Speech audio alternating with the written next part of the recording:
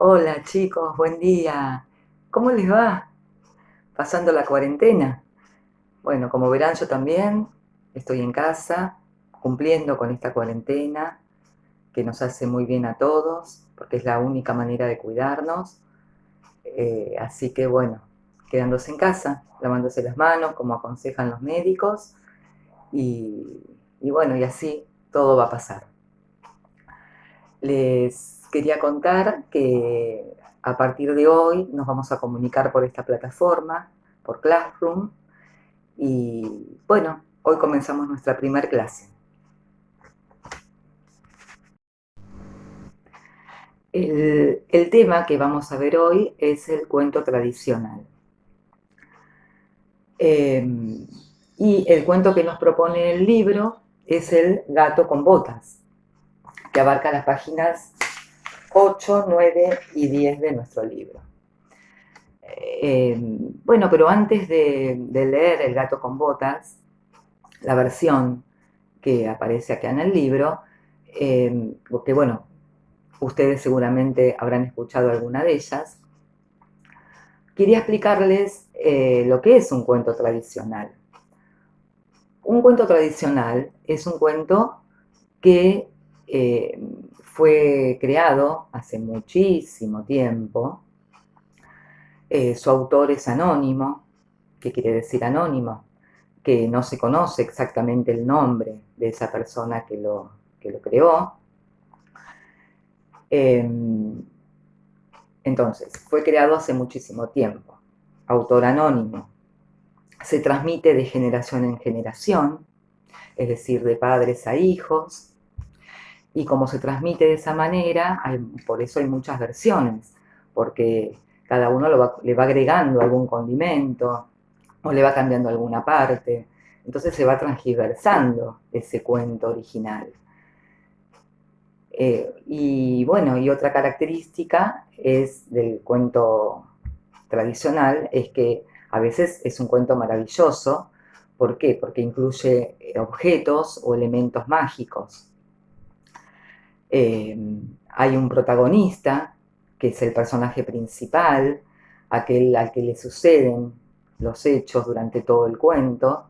También hay un antagonista, que es este personaje que se opone al personaje principal. Y como les decía, hay un elemento o un objeto o un ser mágico que a veces juega a favor del protagonista y a veces no, a veces lo perjudica. Ahora que vamos a leer el cuento, vamos a ver quién es ese protagonista, quién es el antagonista y cuál es ese elemento mágico. Pero hay otras características del cuento maravilloso. Bueno, pero hay otras características del cuento tradicional. Estos cuentos poseen fórmula de inicio. ¿Qué es esto? Es la manera en que empieza el cuento, como su nombre lo indica, inicio. Entonces, hay frasecitas hechas que se utilizan para comenzar con estos cuentos. Por ejemplo, había una vez, hace muchísimos años, etc.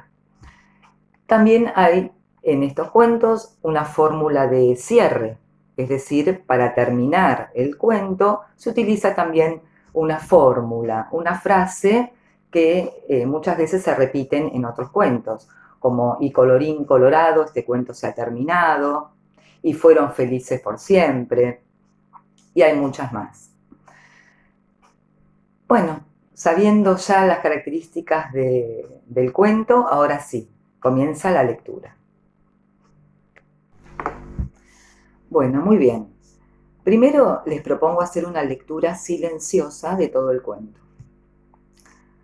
Luego, hacer otra lectura en voz alta.